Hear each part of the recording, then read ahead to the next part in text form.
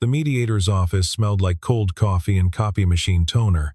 Tara Jennings placed both hands flat on the table, looked straight at Garrett Dunn, and said it like she was reading off a grocery list. No one is going to love a poor single dad who gave up his career to fix trucks in a garage. The attorney's pen didn't stop moving.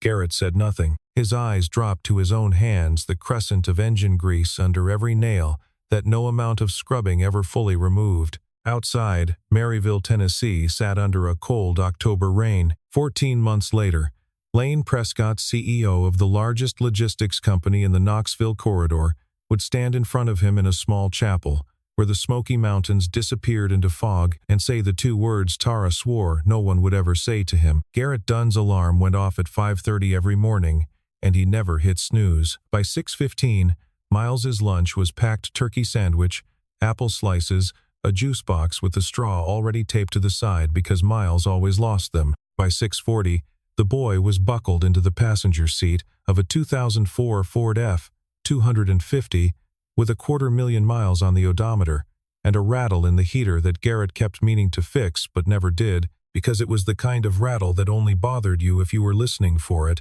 and Miles never was. School drop-off was at 7 to 10. Garrett would idle in the line, watch his son disappear through the double doors with a backpack that was slightly too big for him, and then drive back to the garage. The garage was behind the house on a half-acre lot at the edge of Maryville. A 20 by 30 steel building with a concrete floor, a hydraulic lift he'd bought second-hand from a Caterpillar dealer in Alcoa, and a radio bolted to the wall that played the same country station all day long.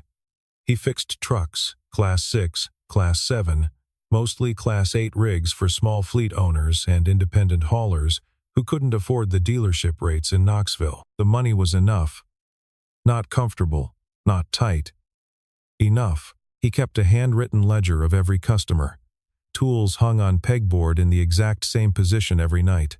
The oil-stained concrete around his workbench was swept clean at the end of every shift. It was the kind of order that came from a man who had learned, the hard way, that the only things you could control were the things directly in front of you. That Tuesday, a Ridgeway Logistics Peterbilt 389 died on Interstate 46 miles east of Maryville. Loaded trailer, time-sensitive freight for a contract that had penalty clauses written into every paragraph. The in-house maintenance team in Knoxville was stacked 3 trucks deep. Dutch Halverson, 63 years old, 31 years at Ridgeway, shop floor manager, picked up the phone and called the only person he trusted to get it right the first time. Garrett drove out in the F-250, walked around the rig twice, climbed into the engine bay, and had the problem identified in 20 minutes. DEF system fault. The diesel exhaust fluid injector had failed, and the after-treatment control module was throwing a derrit code that was about to shut the engine down to 5 miles per hour on a federal highway. He cleared the fault,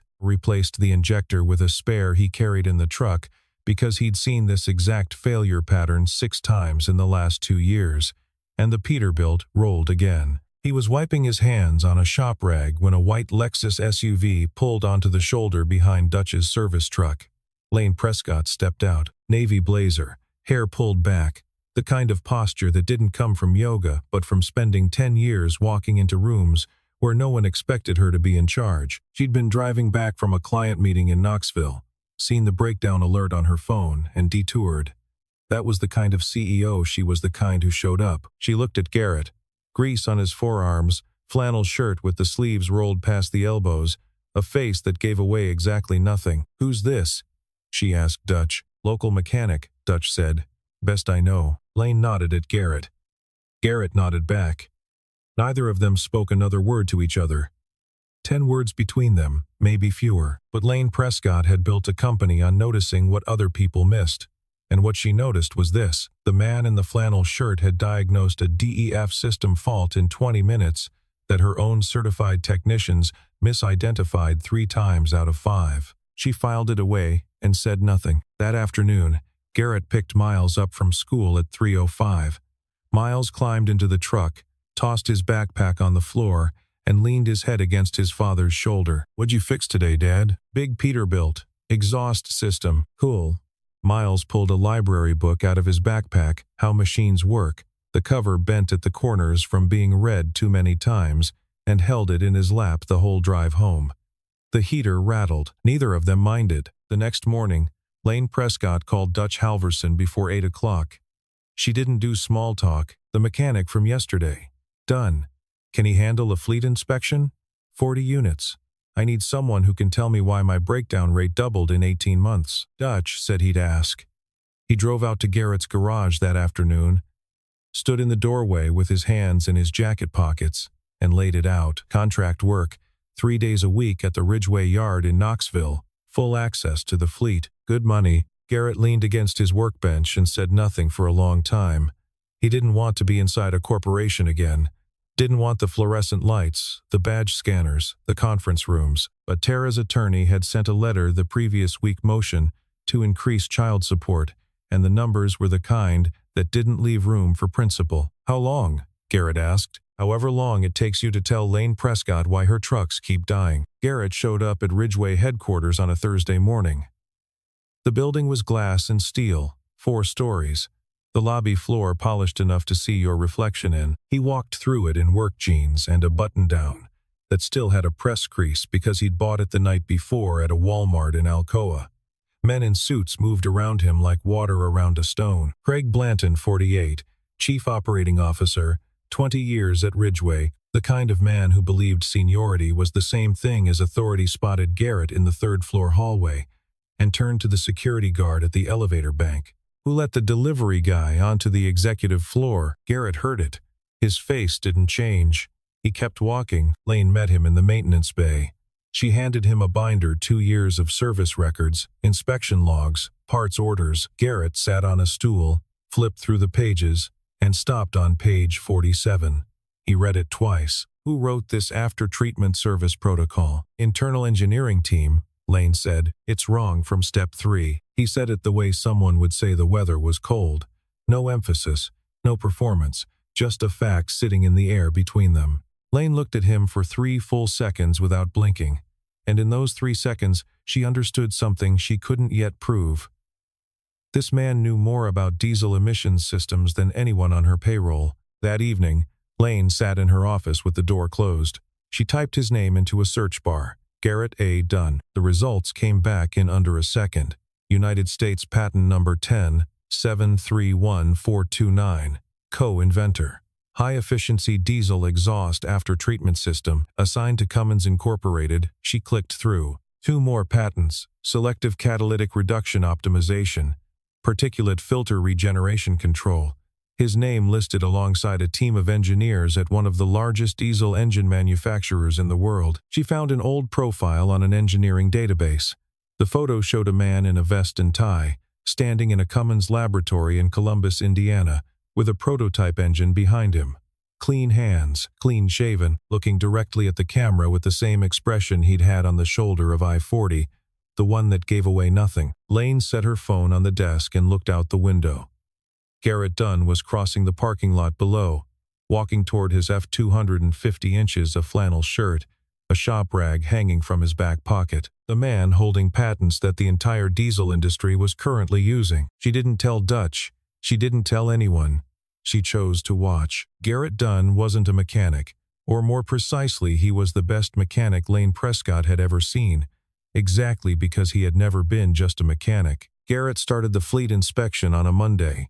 3 days a week at the Ridgeway Yard, 7 in the morning to 2 in the afternoon, so he could make the drive back to Maryville for school pickup at 3. He wrote his reports by hand on yellow legal pads, block letters, clean diagrams, technical language that was precise without being showy. He noted everything: mileage, fluid levels, tire wear, brake pad thickness, wiring harness condition, after-treatment system status. Every entry cross-referenced against manufacturer specs he seemed to carry in his head. The yard technicians watched him from a distance at first. The new contractor, the outside guy, the garage mechanic from the sticks who somehow had the CEO's ear. A few of them made comments when they thought he couldn't hear. He could hear. He didn't respond. By the end of the first week, 2 of them had stopped talking. By the end of the second, they were quietly reading his reports before they started their own work. Craig Blanton noticed. Craig had been running Ridgeway's operations since Lane's father was alive, And he had always considered Lane's CEO title a formality, something inherited, not earned. He had his own plans for the company, plans that involved a quiet equity sale to a regional competitor, plans that required the board's confidence in him and not in her. And those plans depended on one thing: the fleet's financial performance looking strong on paper, even if the trucks themselves were falling apart underneath. He'd cut the maintenance budget by 40% over 2 years, deferred manufacturer recalls, signed off on inspection reports that should have grounded vehicles. The breakdown rate had doubled, but on the balance sheet, operating costs were down. And that was the number the board saw. Now Garrett Dunn was crawling under every truck in the fleet, writing down everything Craig had been hiding, and handing it directly to Lane Prescott. Craig moved. He called a meeting with HR about vendor credentialing, demanded that Garrett complete a formal qualification review before accessing the maintenance bay, requested copies of insurance certificates and liability bonds that a one-man garage in Maryville wouldn't carry. Administrative friction, designed to slow everything down until Craig could get to the board first. Lane saw it for what it was. She walked into Craig's office the following morning, badge in hand, and set it on his desk. He reports directly to me. Effective now, Craig smiled. His eyes didn't. It was the first time the tension between them had surfaced in front of anyone else, and it hung in the hallway after Lane walked out, like the smell of smoke after a match. Something else started that week, quieter than the politics. Lane began stopping by the maintenance bay more often than her schedule required. She carried 2 cups of coffee, one for herself, one that she set on the workbench near Garrett's elbow without a word. He noticed. He didn't mention it. He just nodded, the way he nodded at everything, and kept working. But he started wiping his hands cleaner before he picked up the cup, and Lane noticed that too. Neither of them said anything beyond work. Not yet.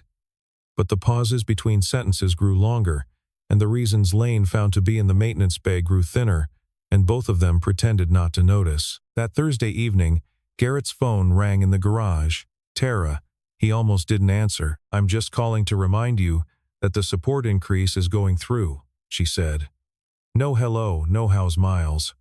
Brandon's attorney says it's standard." Brandon, the real estate broker from Nashville she'd married 11 months after walking out on Garrett 6 months after Jenna died, when Garrett was still sleeping on the garage floor some nights because the bedroom smelled like her shampoo and he couldn't bear it. He hung up without responding, sat in the dark garage with the overhead off, the only light coming from the house where Miles was doing homework at the kitchen table. On the shelf above the workbench, Jenna's photographed the one from their anniversary, the one where she was laughing at something he'd said that he could no longer remember, watched him with the same expression it always had. He wasn't in pain anymore. He was just tired. By the 3rd week, Garrett had completed detailed inspections on 18 of the 40 trucks in the Ridgeway fleet. The report he handed Lane was 11 pages long, handwritten with diagrams. 7 vehicles had undocumented system failures, exhaust leaks, faulty brake sensors, after-treatment malfunctions that should have triggered mandatory downtime. 3 of those 7 should not have been on the road at all. One had a cracked exhaust manifold that was venting diesel particulate directly under the cab. Lane read the report in her office with the door closed. Then she called Garrett up from the maintenance bay. He came in with grease on his knuckles, sat in the chair across from her desk and waited. "You understand what these findings mean legally," she said.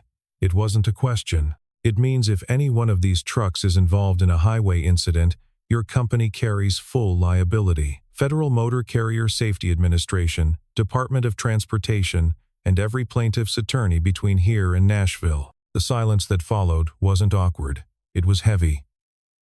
Lane looked at the stack of inspection reports on her desk, every one of them signed off by Craig Blanton. Who was responsible for letting these slide? Garrett didn't answer directly. He didn't need to. His eyes moved to the binder of maintenance records on her shelf, the ones with Craig's signature on every quarterly summary, and stayed there just long enough. Lane spent that night pulling accounting records from the company's internal system, cross-referencing parts invoices against Craig's approved maintenance budgets. She didn't go through Craig. She didn't go through finance. She logged in with her own admin credentials at 9:40 in the evening, alone in her office, and began to see the shape of what had been done to her company. The next afternoon, Lane and Garrett walked out to the parking lot together after his shift ended. It started as a conversation about the brake sensor data, but somewhere between the loading dock and Garrett's truck, it shifted. "Why Maryville?" Lane asked. "With what you know, and I'm not asking you to confirm what I think I know, you could work for any fleet operation in the country. OEM engineering, government contracts. Why a one-bay garage?" Garrett stopped walking, looked east toward the mountains, where the late October light was turning the ridgeline amber. "Because from that garage, I can pick my son up from school at 3 o'clock every afternoon. I'm there when he gets off the bus. I'm there for dinner. I'm there when he falls asleep." He paused. "I had a career once. I chose this instead." Lane didn't say anything for a long time, but the way she looked at him changed. Not the look of a CEO evaluating a contractor, not the look of a woman who had read his patents and understood his pedigree, but something simpler. She was looking at a father, and whatever she saw made her stand there a few seconds longer than she needed to before she said goodnight. From the third-floor window, Craig Blanton watched them cross the parking lot. Two figures walking close but not touching, their shadows stretching long across the asphalt in the late afternoon sun. He picked up his phone and made a call. Craig called Dutch Halverson into his office on a Tuesday morning, closed the door, and didn't offer him a seat. "We're restructuring the maintenance division," Craig said. "Your position is being eliminated. I'd recommend you take the early retirement package. It's generous." All things considered, Dutch had been standing in rooms like this for 31 years. He knew the difference between a restructuring and a removal.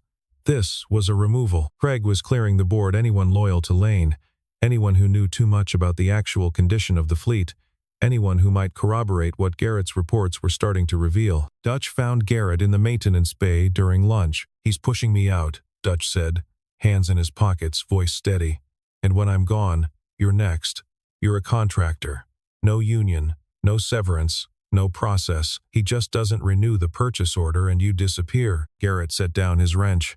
"I'll be fine." "No, you won't. Because this isn't about you being fine. It's about Lane needing someone in this building who can see what Craig's doing and prove it." Dutch leaned against the tool rack. "Let me tell her who you are. Your background, Cummins. The patents, it changes everything." "No, Garrett. I don't need anyone to know what I used to be. I just need to do good work with what's in front of me." He picked up the wrench again. "That's enough." Dutch respected it. He didn't agree with it, but he respected it, the way you respect a man who's wrong for the right reasons. Craig's next move was quieter and more calculated. He let it slip to two board members casually, over drinks, the way men like Craig always delivered their sharpest knives, that Lane Prescott had hired an unlicensed garage mechanic to audit million-dollar fleet assets. No engineering credentials on file. No corporate insurance. Just a handshake and the CEO's personal endorsement. The implication was clear. Lane's judgment was compromised. Within 48 hours, Lane received an email from a board member. She trusted a polite inquiry about vendor vetting procedures and due diligence protocols. She read it 3 times. She knew exactly where it had come from. The following Saturday, Lane drove to Maryville. She told herself it was a vendor site visit. Regulatory compliance. She told herself she needed to see the facility where Ridgway's fleet contractor operated. For the file, she told herself several things, and none of them were the real reason. Garrett's garage was exactly what she'd expected, and nothing like what she'd expected. Small, clean, organized with the kind of precision that most corporate maintenance facilities couldn't achieve. Every tool on the pegboard had a shadow outline painted behind it. The concrete floor was swept. The radio was playing low some country station out of Knoxville, and on the workbench, next to a coffee mug and a stack of parts catalogs, she saw them, sheets of scratch paper covered in hand, drawn technical diagrams, exhaust system schematics, fluid dynamics calculations, catalyst chamber redesigns, the same kind of drawings that Miles made with crayons at the kitchen table, except these were done by a man who had spent a decade in a research laboratory, designing the systems that kept the American trucking industry compliant with federal emissions law. Lane stood there, looking at the drawings, and said nothing. She'd known since week 2. The patents had confirmed it, but seeing the evidence of his mind laid out on scratch paper in a garage in Maryville, Tennessee, that was different from reading a patent filing. That was the distance between knowing someone's resume and understanding who they were. "Good setup," she said. "It's enough," Garrett said. Lane Prescott had built a company by reading people more accurately than any balance sheet, and everything she read in Garrett Dunn said the same thing. He was hiding far more than engine grease under his fingernails. Craig Blanton moved faster now. He put together a formal risk assessment, 3 pages, professionally bound and distributed to every board member, arguing that Lane's reliance on an unvetted independent contractor represented a material liability. His recommendation: terminate Garrett's contract immediately and bring in a certified fleet audit firm. The firm he recommended was Trident Compliance Partners, a company whose largest investor happened to be the same equity group Craig had been quietly negotiating with to buy Ridgeway shares. The board meeting was scheduled for 10 days out. Dutch Halverson sat in his kitchen that night, reading the risk assessment Craig had sent to the board. He'd gotten a copy from a friend in administration who still owed him a favor from 1998. He read it twice, set it down, and stared at the wall for a long time. Then he opened his laptop. Dutch Halverson was not a dramatic man. He had spent 31 years managing a shop floor, and in that time he had learned one thing above all others: paperwork didn't lie, even when the people who signed it did. He had copies. He had always kept copies, not because he was suspicious by nature, but because he was careful, and careful men kept records. Original parts invoices from suppliers, Craig's approved purchase orders with the dollar amounts that didn't match, manufacturer recall notices, dates stamped and signed as received, with no corresponding work orders in the system, quarterly inspection reports that Craig had signed off on, clearing trucks that Dutch's own technicians had flagged as non-compliant. Dutch compiled everything into a single document, attached photographs of the original invoices alongside the versions Craig had submitted to accounting, wrote a cover letter that was 3 paragraphs long and contained no adjectives. He sent it to Lane Prescott. He CC'd every member of the Ridgeway board. He did not mention Garrett Dunn's background. He did not break his promise. But the evidence he provided didn't need Garrett's resume to be devastating. It needed only Craig's own signatures. Craig's response was immediate and predictable. He called it a fabrication, the bitter retaliation of a disgruntled employee who had been legitimately restructured. He reminded the board that Dutch had been with the company for 31 years and was facing the end of his career, and suggested that this was the desperate act of a man trying to make himself indispensable. The board split. 3 members wanted a deeper investigation. 2, the ones Craig had been cultivating, urged caution, citing Dutch's obvious conflict of interest. Garrett found out that evening.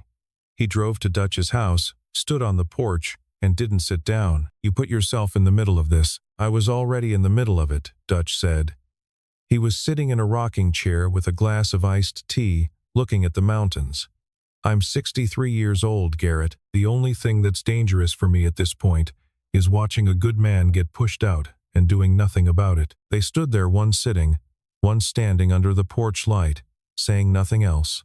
No handshake, no embrace, just a nod between 2 men who understood each other, and the sound of crickets in the October dark. The next morning, Lane called Garrett into her office and closed the door. She didn't sit behind her desk. She leaned against the front of it, arms crossed, and looked at him the way she looked at problems she'd already solved. "I know who you are," she said.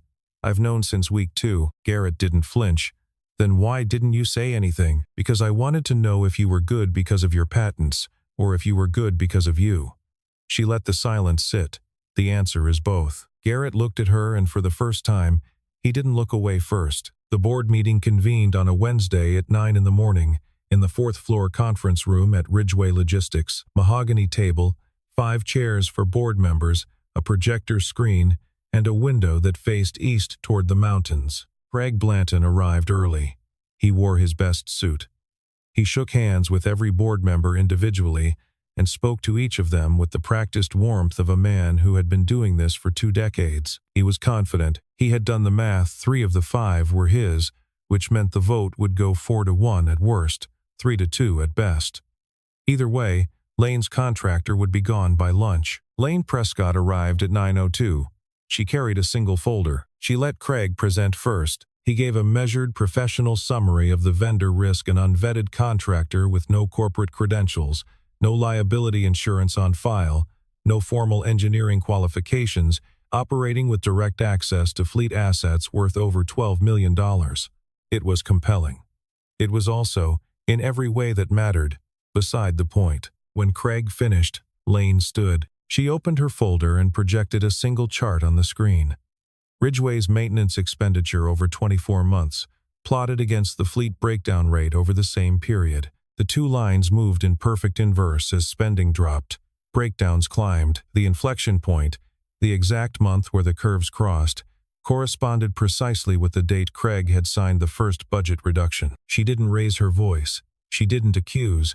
She presented data, Garrett's data, though she didn't use his name or his credentials. Just the numbers. Brake failure rates, after-treatment system faults, exhaust manifold integrity scores, and beside each data point, the federal standard it violated, and the FMCSA penalty schedule that applied. If a single one of these trucks is audited, Lane said, we lose our interstate operating authority. If someone is hurt, we face federal prosecution. This is not a contractor problem. This is a compliance crisis that predates any vendor I've hired. Craig leaned forward. With respect, Lane, you're being manipulated by a mechanic who has a financial interest in finding problems. Lane set the invoices on the table. Dutch's invoices. Originals on the left. Craig's submitted versions on the right. The dollar amounts didn't match on 11 of 14 documents. One board member, the one Craig had counted as a sure vote, put on his reading glasses and went through them line by line. Craig, he said, can you explain the discrepancy on invoice 7? Craig started talking. He talked about accounting adjustments, about vendor renegotiations, about standard practice. He talked for 3 minutes without giving a single number. Lane didn't attack him. She simply proposed that the board hire an independent audit firm, not Trident, not any firm with existing ties to Ridgway, to examine the full maintenance and financial record. If Craig had done nothing wrong, she said, then transparency would vindicate him. Craig objected. He called it unnecessary, expensive, a distraction, and in objecting to the very thing that would have cleared him if he were innocent, he answered the question every board member had been silently asking. The vote was 4-1.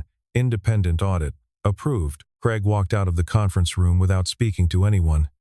In the hallway, he passed Garrett, who was leaning against the wall with his arms crossed, waiting for Lane. Craig stopped, looked at him, spoke quietly, just loud enough for the two of them. You think she's keeping you around because of trucks? A thin smile. She'll forget your name the minute she finds someone with real credentials. Garrett said nothing. He held Craig's eyes steady, flat, the expression of a man who had heard worse from someone who mattered more, until Craig was the one who turned and walked away. Lane came out of the conference room a few minutes later. For the first time since Garrett had known her, she looked tired. Not defeated. Lane Prescott didn't do defeated, but tired. Her shoulders were lower than usual. Her grip on the folder was white-knuckled. You all right? Garrett asked. She looked at him. A faint smile, thin, exhausted, but real. Ask me again after the audit. They walked to the parking lot together. Their shoulders nearly touched, but didn't, and both of them understood that the distance was intentional. The independent auditors arrived the following Monday. Craig Blanton was suspended pending the outcome, his access badge deactivated, his office locked, his name removed from the company email distribution. He sat at home in a house paid for by 20 years of Ridgway salary and waited. The preliminary findings came back in 3 weeks. They confirmed everything: budget cuts Craig had authorized, manufacturer recalls he had acknowledged and then ignored, inspection reports he had falsified. The auditor's language was clinical, but the numbers were damning. The board referred the matter to legal counsel, and legal counsel notified the Department of Transportation. Tara surfaced one last time, not in person, through her attorney, who sent a 1-paragraph letter withdrawing the motion to increase child support. No explanation. Garrett understood anyway. Brandon, the real estate broker, and had done the math on legal fees and decided that squeezing another $300 a month out of a mechanic in Maryville wasn't worth the billable hours. Garrett sat in his garage that evening, reading the letter. On the wall above his workbench, held up by a strip of masking tape, one of Miles's drawings, a diesel engine, done in colored pencil. The proportions slightly wrong, but the parts labeled correctly. Crankshaft, piston, exhaust manifold. The boy was learning the language of his father's world, the way some children learned music, through repetition and proximity and love. Tara's words echoed, no one is going to love a poor single dad. and for the first time, they didn't land anywhere. They floated through and kept going, the way a radio signal fades when you drive far enough from the tower. Lane came to Maryville on a Saturday afternoon. October again, a full year since the custody mediation. Rain was falling in the slow, persistent way it fell, in the foothills of the Smokies, not hard enough to drive you inside, but steady enough to change the color of everything. The leaves on the mountains had turned, and the ridgeline above Garrett's property was a wall of rust and gold dissolving into low cloud. She didn't call ahead. She pulled into the gravel driveway, walked to the open garage door, and stood there. Her blazer was dark with rain across the shoulders. Her hair was down, which Garrett had never seen before. He handed her a shop towel without a word. She didn't take it. When the audit's done, she said, "What are you going to do? Come back here. Keep the garage open. And if I don't want you to just come back to the garage?" The rain hit the tin roof above them in a rhythm that filled the silence between the question and the space where an answer should have been. The concrete floor was wet where it met the driveway. A wrench sat on the workbench, exactly where Garrett had set it down, and he didn't pick it up. "What are you saying?" he asked. Lane opened her mouth to answer, and from the house behind the garage, a 9-year-old voice carried through the rain. "Dad, dinner." Lane smiled, not the polite smile she used in board meetings, not the tired smile she'd given him in the hallway after the vote, a real one, the kind that changed the geometry of her face and made Garrett realize he had never actually seen her happy until this moment. "Go," she said. "I'll tell you later." There are sentences that don't need to be finished for both people to know how they end. Lane Prescott was not the kind of woman who left anything unresolved for long. The audit was completed on a Friday in late November. The board convened an emergency session and voted unanimously. Craig Blanton was terminated, effective immediately. His personnel file was sealed. The company's legal team filed a formal report with the Department of Transportation and a separate referral to the Tennessee Attorney General's office for potential criminal fraud. Craig cleaned out his desk under the watch of 2 security officers. 20 years of tenure fit into a single cardboard box, a framed photo, a coffee mug, a pen set. He walked through the lobby without looking at anyone, and the glass doors closed behind him with the soft pneumatic sound of a chapter ending. Lane restructured the operations department that same week. She eliminated the COO position entirely and created something that had never existed at Ridgeway: Director of Fleet Engineering. Not a management title, a technical one, a role designed from the ground up around a specific set of skills, a specific kind of mind, and a specific man, though she would never have said it that way out loud. She called Garrett and asked him to come to the Knoxville office. He assumed it was to sign the final invoice on his contract. Lane walked him to the second floor, past the conference room where the board had voted, past Craig's empty office with the lights off, and into a room at the end of the hall, corner office. 2 windows, one facing the mountains, one looking down into the maintenance bay. A desk, a chair, a computer he would probably never use, and on the desk, next to a manila folder with the job description inside, a single key. Garrett picked up the folder, read it, set it down, looked at the key, looked at Lane. "I'm a mechanic from Maryville. You're a man who holds 3 patents, who led an R&D division at Cummins, and who just saved my company from a federal enforcement action that would have cost us our operating license. I need to pick my son up at 3. I know. Flexible hours. You set your own schedule." Silence. "Why?" he asked. Lane's voice dropped, not softer in the way people whisper when they're being careful, but lower in the way a voice drops when the words matter more than the delivery. "Stay. Not because of the patents. Because of the way you wipe your hands before you pick up a report. Because you never tell anyone they're wrong, you just show them what's right. Because every time I walk into that maintenance bay, there's a cup of coffee already poured that you never once admitted to pouring." Garrett picked up the key. He didn't say yes.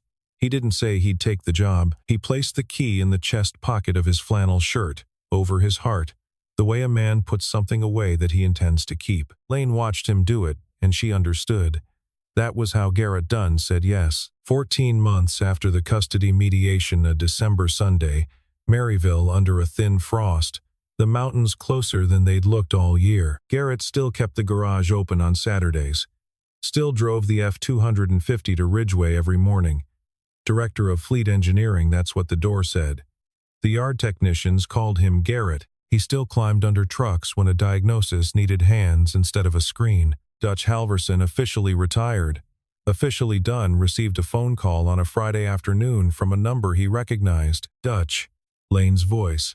Are you free next Sunday? Depends on what for. I need you to walk Garrett down the aisle. He doesn't have a father, and you're the person he trusts most in the world. Dutch was quiet for 3 seconds. Then, I'll wear a suit. Sunday morning. Miles sat on the edge of his father's bed, holding a tie that Garrett was failing to knot for the 3rd time. The boy watched him with patient amusement. You nervous, Dad? No. Miles grinned. Your hands are shaking. Garrett sat down next to his son and exhaled. Miles took the tie, looped it around his own neck first to check the length someone had taught him, maybe YouTube, maybe Dutch, and then knotted it with the careful concentration of a 9-year-old performing surgery. The dimple was off-center. The tail was a little long. It was exactly right. Garrett looked at his son, this boy, who drew engine diagrams in colored pencil, who fell asleep with machinery books, who had never once asked why his mother left, and understood that Tara had been wrong, not because he had found someone, because he had never been without love. It had been there the whole time, sitting across from him at the kitchen table every night. He just hadn't called it that, because he'd been too busy living it. The chapel sat at the edge of the Great Smoky Mountains, where the foothills flattened out and the tree line met the sky. White clapboard, a steeple that needed painting, wooden pews polished smooth by 70 years of Sunday mornings. 20 people. Candles in mason jars. Windows fogged with warmth against the December air outside. Lane Prescott walked in wearing a simple white dress, no train, no veil. She was not a CEO walking into a boardroom. She was a 37-year-old woman, smiling with wet eyes, and the smile was the same one Garrett had seen for the first time in his garage doorway in the rain. Dutch walked Garrett to the end of the aisle. He clapped him once on the shoulder, firm, brief, the way men say things they can't put into words, and stepped aside. The minister asked the question. Lane said, I do, clear, steady, the way she made every decision, with her whole self. Garrett said, I do, quieter, the last syllable catching in his throat, and it was the first time Lane had ever seen him let something show on his face that he hadn't chosen to put there. Miles stood beside his father at the altar, his hand in his pocket, holding the key to the Ridgeway office. Garrett had given it to him that morning without explanation, the way you hand someone something that belongs to the family now, not just to you. Outside the chapel, after. The frost was burning off the mountains in slow white ribbons. Lane stood next to Garrett, her shoulder touching his, not almost, not nearly, but touching. Miles ran across the wet grass in front of the chapel, his dress shoes slipping, his jacket open, the set of technical colored pencils Lane had given him months ago, poking out of his chest pocket like a bouquet of small, precise intentions. Neither of them had been looking.